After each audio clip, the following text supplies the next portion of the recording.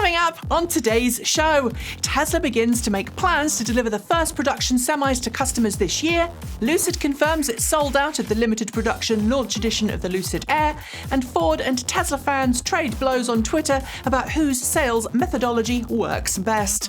These stories and more coming next.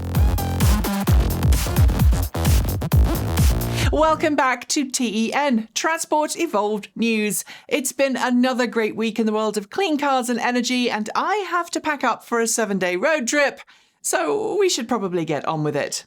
This show is sponsored by the Electric Auto Association. Stick around until the end to find out how joining the EAA can help you finance your own clean energy or transportation purchase. I think it's fair to say that the trucking world has been waiting for some time for the Tesla Semi to enter into production, and as this recent teaser video shows, Tesla is getting very close to that day. This week, we learned that the company is now beginning to plan deliveries to its initial customers, with Pepsi confirming that it's on track to receive its first Tesla Semis this year. The company at one point stated it wanted to buy a total of 100 Tesla Semis, stating in 2019 that it had a goal of putting 15 electric trucks into service on its fleet at the end of this year. Now it's confirmed that those 15 big rigs will indeed be Tesla Semis, and it's expected that those trucks will be put into service making deliveries for Pepsi's subsidiary Frito-Lay. The Jeep brand hasn't exactly been all that quick to jump onto the electric vehicle bandwagon. In fact, while it's been promising us a move towards electric and plug-in hybrid vehicles, its offerings thus far have been a little mediocre. But this week, the brand quietly revealed a concept Jeep Wrangler that has an all-electric drivetrain. Called the Jeep Wrangler Magneto, it's essentially a converted ICE Jeep with 4 battery packs shoehorned into the spaces left after the engine was removed. In total, there are 70 kilowatt-hours of battery capacity, it has a manual transmission and some technical wizardry to protect the motor when you change gear.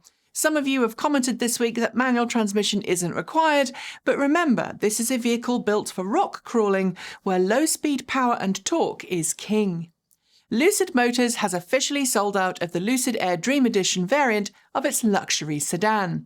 Essentially set up as an exclusive launch version of the car, the automaker has confirmed that it's now operating a waiting list for those hoping to get the vehicle, presumably in case existing reservation holders change their minds. And while some news outlets are stating that only 500 examples are due to be made, Inside EVs was told by an insider at the company that the figure was, quote, more than 500 units. Either way, though, at $169,000 each, that's a huge hunk of change for the recently reverse-merged company. $85 million, in fact. Yes, sadly for now, this is most definitely a one-percenter's car. Talking of one-percenters, Jaguar has just officially launched the I-Pace SUV in the Indian market. But unlike other parts of the world where the car has a base price of approximately $71,000, Indian customers are going to have to pay a whole lot more. How much more? Upwards of 1.06 crore, or 106 million rupees. That, in case you are interested, is equivalent to $147,000 at the current exchange rate, and more than double the price of the Tesla Model 3 in India. It's great to see more electric cars going on sale in India, but to date, many automakers have avoided it as a potential market. But given the median salary of even well-paid jobs like software engineers is about 400,000 rupees per year, I think you can see the problem. Mysterious startup Drako Motors, which has been drip-feeding us details of its upcoming Drako GTE for some months, has published some new video footage of its car undergoing winter testing. With 4 motors, one for each wheel, the company is keen to point out that the Drako GTE finds both ice and snow really easy to deal with, and with 1,200 horsepower and 8,800 newton meters, or 6,500 pound-feet of torque, it really is a beast, topping out at a claimed 206 miles per hour, which is 331 kilometers per hour. But perhaps the funnest part of this all is that the GTE has a party trick. Just like the Rivian R1T, it can turn its wheels in a different direction to activate a tank-like rapid turnaround. Sadly, it's well out of the price range for most people. An online spat this week between a Ford spokesperson and a Tesla investor caught our attention after the Tesla investor called out Ford for some of the price gouging that its dealerships are engaging in for the Mustang Mach-E. The investor told Ford not to compare the Mustang Mach-E to a Tesla, stating that Ford's dealerships are ripping off customers with, quote, BS $5,000 fees. But Mike Levine, Ford North America spokesperson who was actually tagged in the original tweet, shot back a reply stating that Tesla should also return money to customers, the $10,000 it's been charging for a full self-driving feature. And while I don't agree with dealers putting markup prices on cars, that's patently wrong and greedy, I also don't agree with Tesla charging customers $10,000 for a feature that isn't available yet. So frankly, I think it's a bit of pot, kettle and black as far as I'm concerned. Owners of the Hyundai Kona EV are starting to get upset with the automaker over the way in which it's carrying out the car's globally announced battery recall program. After discovering that the battery packs in every Kona EV made for the first few years of its production have faulty battery packs that have the potential to catch on fire, Hyundai announced it would recall all cars and replace batteries free of charge around the world. But owners say that the communications they've been receiving from the company have been sporadic and confused. According to Reuters, customers in the car's home market of Korea, dealerships have yet to give them confirmed dates for the recall to take place, and many customers say they will never buy a car from the brand again. We should all know by now how far a car can travel on a fuel tank or a full charge really does vary according to the whole list of different factors, and those factors can impact your ability to match official range ratings or not. This week, Tesla has been in the spotlight after a range test by Edmunds earlier this year showed that all Tesla's cars failed to meet their official EPA estimates. Tesla's engineers then responded to Edmunds telling the publication that the cars are capable of the range if you drive beyond the 0 miles remaining mark, which then led Edmunds to check those claims out. 2 Tesla models did indeed meet their EPA range using this technique, but it's led us to raise questions about how smart it is to encourage people to drive beyond 0 remaining miles. Let us know what you think about that below. Renault has officially revealed its next-generation Kangoo van. In addition to offering a new side door design, which it calls Open Sesame, which gives unprecedented access to the vehicle's cargo area from the side of the vehicle, the all-electric version gets a bit of an upgrade too. The all-new Kangoo van E-Tech Electric, which is presumably a name replacement for the Kangoo ZE, features a 44 kilowatt-hour battery pack, offering a claimed 265 kilometers or 164 miles of range per charge, but it also includes CCS quick charging as standard, which gives it plenty of capabilities in the normal, everyday life of a work van. And while the range isn't all that great, this pack size means a load carrying capability and a lower purchase price, so it's a win-win for the majority of commercial customers who don't drive hundreds of miles per day. Audi has announced that official production has begun on its upcoming Audi Q4 e-tron. It's based on the same MEB platform as the Volkswagen ID.4, and the Q4 hasn't yet had its official production reveal. But we do have plenty of chances to look at the car in its prototype form, which is what you're seeing in the video right now. Because the ID.4 and Q4 are basically the same underneath, both cars are sharing the same production line, giving us plenty of clues as what we can expect from Audi when the car's official specifications are released. Expect around 250 miles, 402 kilometers per charge, and a sticker price well in excess of that currently being quoted for the Volkswagen ID.4. I'm also hopeful it will retain the towing capabilities of the ID.4, but I can't say for sure. Watch this space, and when we have more information, we'll share. Following an official investigation by the National Labour Relations Board, Tesla CEO Elon Musk must delete a tweet he made discouraging the unionisation of the Tesla workforce, as well as rehire an employee that Tesla fired due to their union associations. Elon Musk has strongly been anti-union to date, and the tweet in question threatened workers with a loss of stock options. In the hearing this week, the board reversed a lower administrative law decision previously, which said that Tesla did not violate federal labour law when it told staff joining a union would be futile. At the time of producing this show, the tweet remains, and there's no indication that Tesla has acted on the orders it's been given by the NLRB. And now, It's time for short shorts.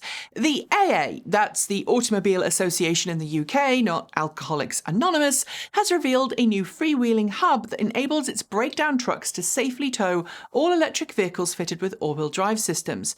It's compact and really easy to fit. BYD has officially begun private sales in China of the D1 electric car. Originally revealed last year and initially only deployed in Didi car share programs, the D1 can now be purchased by individuals. It starts for an equivalent price of just $23,000. Despite its pledge to cut its emissions, the People's Republic of China is continuing to plan new coal-fired power stations. As reported by Yale University this week, a total of 247 gigawatts of coal-powered power stations are in planning or development right now in the PRC. Nova Innovation has officially launched the world's first wave-powered charging station for electric vehicles. Located in the Cullivo Harbour on the island of Yell in the Shetland Islands, the charging station is powered by the power supplied by the firm's Tidal turbines. Australian mining firm Hawkstone Mining has announced that it successfully produced battery-grade raw lithium from its big sandy sedimentary lithium project in the state of Arizona. The program hopes to reduce reliance on imported lithium for US EV battery production. Con Edison, working with Lion Electric Vehicles and Posi Plus, have announced that they're working together to develop all-electric bucket trucks designed to work in the electrical power lines in the field. They would dramatically reduce Con Edison's carbon footprint. As it continues to work on a high-performance John Cooper-branded Mini Cooper EV, Mini teased a new image this week of just such a vehicle. Dressed up, ready for life as a pace car on the racetrack, the hashtag Electric Thrill Maximised hints at what we can expect. Tesla has now officially begun to accept Bitcoin as a payment method on its website. But while it is now technically possible to pay for a Tesla with Bitcoin, even Tesla doesn't think it's a great idea and tells you as much on its website. DHL Express has begun a rollout of adding an additional 89 Lightning e-transits to its fleet, increasing the total number of Lightning e-transits to more than 100 vehicles. They will be rolled out in both New York and California. Sunseap Group, one of Singapore's leading solar energy providers, has officially turned on what it says is one of the world's largest floating solar farms. It's located off the nation's coast in the Straits of Johor, and it will produce 6 gigawatt-hours of energy per year. The US state of Minnesota is awaiting a final judgment from a state administrative law judge to see if its pollution control agency has the authority to join the growing list of CARB-compliant states. If successful, it will require automakers to meet tougher emission standards as well as make and sell more EVs. Canadian firm Daymak has launched a crowdfunding campaign for a new 3-wheel, 2-seat sports car that it says will be the fastest 3-wheeler out there. It looks impressive, but the company also makes mobility scooters and, to date, has released a lot of concepts that I haven't seen in production. British motorcycle manufacturer Triumph has revealed the results of its top-secret Project TE-1, a new battery and motor package that could power future electric motorcycles. The battery pack features 2 different cell chemistries, and the power electronics are very high-tech indeed. Thanks to Inside EVs, we learned this week how Tesla helped save Chinese EV startup NIO. A few years ago, the latter was going through a bit of a rough patch, and Tesla actually acquired some of its production equipment for use in its Giga Shanghai. Now things are going much better, and NIO is, of course, chasing after Tesla. UK firm Arrival, which entered onto the Nasdaq this week through a reverse merger, experienced a massive drop in its share price on its very first day of trading. It yet again illustrates that reverse mergers and SPACs aren't everything they're always cracked up to be. California's 2 senators are pushing the Biden administration hard to set a date after which the sales of internal combustion engine cars will be prohibited in the US. While California has set a target date of 2035, the federal government hasn't. Following last week's announcement in the UK that it would be dropping the value of individual purchase incentives for EVs, French automaker Citroën has dropped the price of its C4 EV to ensure it still remains eligible for the purchase incentive programme. Tesla has asked the Australian National Transport Commission to try and get it to change a law that currently means the Tesla Semi is too wide to be legal on Australian roads. The Semi is 2 wide by 9 centimeters, or 3.5 inches. Volkswagen is looking to build a full-size electric pickup for the US market. The hint dropped by Volkswagen of America's Senior VP of Product Marketing suggests that an electric pickup might just happen. It could, maybe, be built through its partnership with Ford. The refreshed Tesla Model S and Model X don't have a gear selector, and originally we'd been told that Tesla said the car would figure out which way it needed to drive. But now it looks as if the firm has added a virtual gear selector on the car's touchscreen. You drag your finger forwards or backwards to select the direction you want the car to go.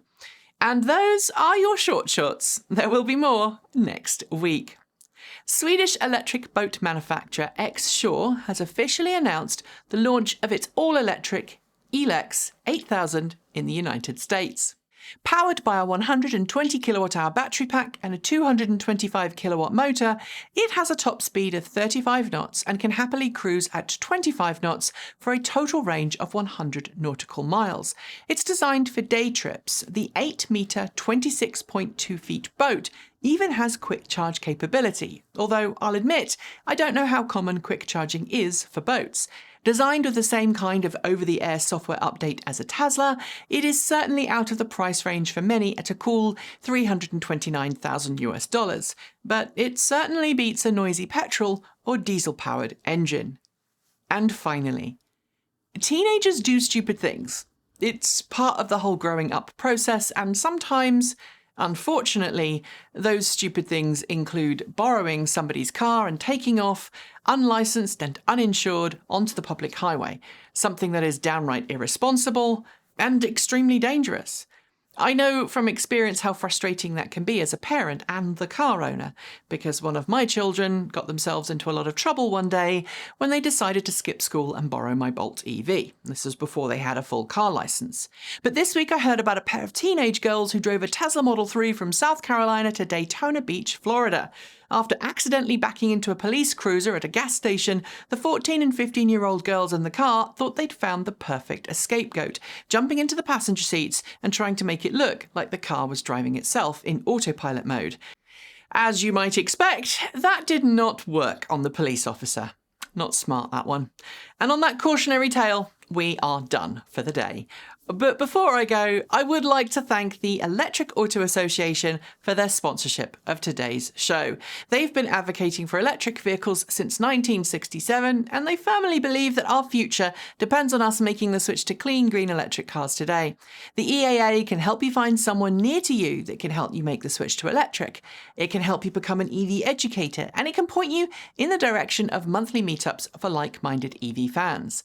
And if you become a member, you'll give yourself access to new clean energy and EV loan programs that have been set up between the EAA and the Colorado Clean Energy Credit Union. If you want to find out more, you can do so by heading to electricauto.org. We'd all love it if you'd comment and subscribe to this channel, as well as consider supporting us using one of the links below. There's also a link to our Discord chat room, which is great fun and free to join, so give it a go if you'd like, and don't forget to check out our Redbubble TE merch store. And finally, I'd like to welcome Katie to our team. She joined us on Monday this week, and we're loving what she's doing, so welcome and thanks, Katie. Because I'm on the road next week, in fact, I'm going to be leaving pretty much as soon as I'm done with this video. I'm not going to be doing a roundup next weekend, so I'll be back in 2 weeks with the next episode of TEN. In the meantime, I hope you stay safe, healthy, and as always, keep evolving.